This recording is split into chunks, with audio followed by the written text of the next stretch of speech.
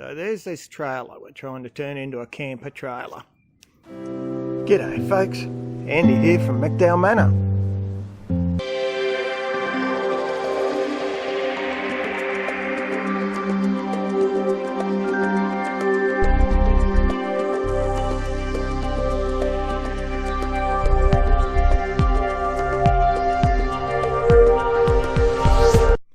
There's Mark down the Uncle Marky from Eaton's Hill down the back there, checking it out. So we've already added the toolbox on the front. That's proved to be very handy. I got this $300 kit that includes 4 of those top ribs you can see there. And I'll just swing you around, and the canvas tent, which we've had strung over there so it stretches a little bit. What we want to do is bolt those brackets there on, because they fall off all the time, hence the 4th one's not currently up there. Technically minded there. He's used a rivet drill to put a pilot hole in first before he does the full size hole. You can see he's dicking around, chipping off bits of weld so those bars sit flat.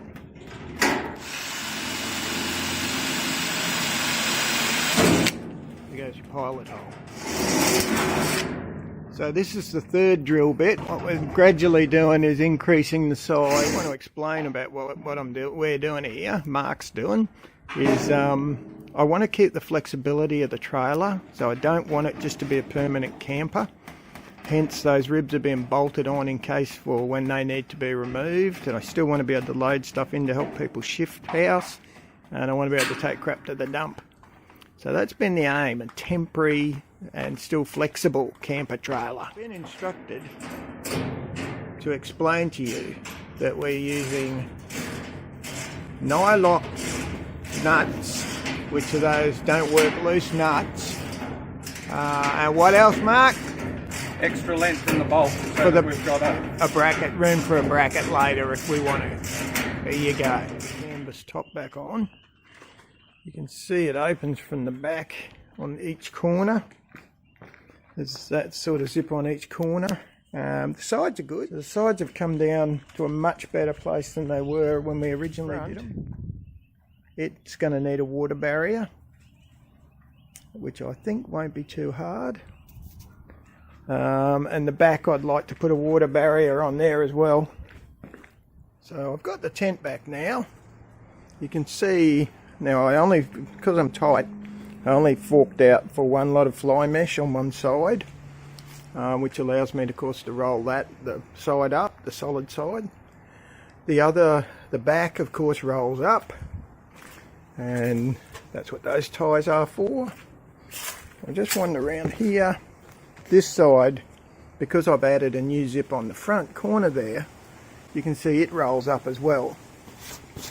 So depending on which way the winds are blowing, this thing should be pretty damn useful. Do a little bit of footage just to show you inside. So this is actually packed. What's not in there, hang on a minute, I'll swing around and show you. Fold-up table and the solar panel. Those 2 things go in last. They go in right at the end, and I stand them up. So that way I don't have to worry about fishing rods and stuff being able to somehow get through the grill, which works really well, so I'm very happy with that. You can see we've got a hell of a lot of stuff in there. So the awning and chairs and everything else is actually still up under there. It's 7 foot long, so you can imagine there's quite a bit of stuff in there. Now that's the bed shelf that I was talking about. And you can see I hardly have to put anything on top of that at the moment. It all pretty much fits underneath, which is great. So certainly got plenty of capacity to carry stuff. You can see the mesh window in the back there, in the side I mean. So there you go, that's what she looks like inside when it's all loaded up.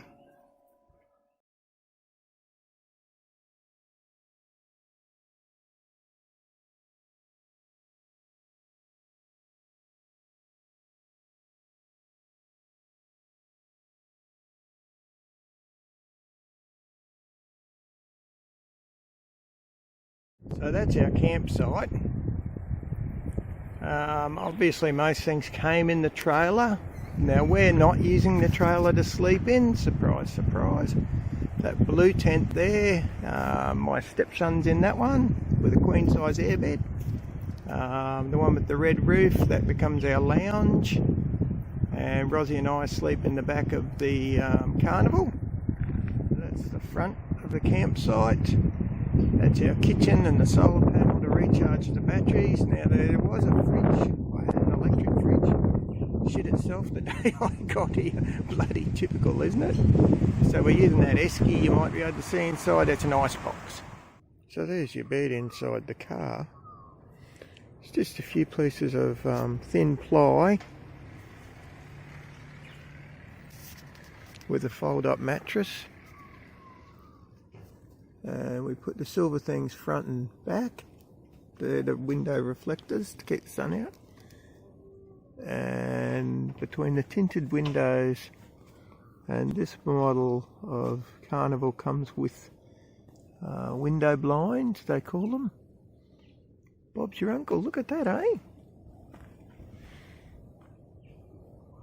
In the day when we travel, the mattress just folds back there. The piece of thin ply, which you can see there, it's in two parts, so the front one just slides back a bit. That allows me enough room to put the chair back. Good as gold, look at that. Yeah, it was just so easy, and you got doors both sides. It makes it really easy for us to get in and out. So was a lot better option than the trailer, as it turned out. So that's that bed in the fold up. Remember what I said, you just sort of fold up 1/3 of the mattress, slide the second piece of board back. That silver thing is what we put over the back window so no one can see in. Bob's your uncle, eh? God, it makes it easy.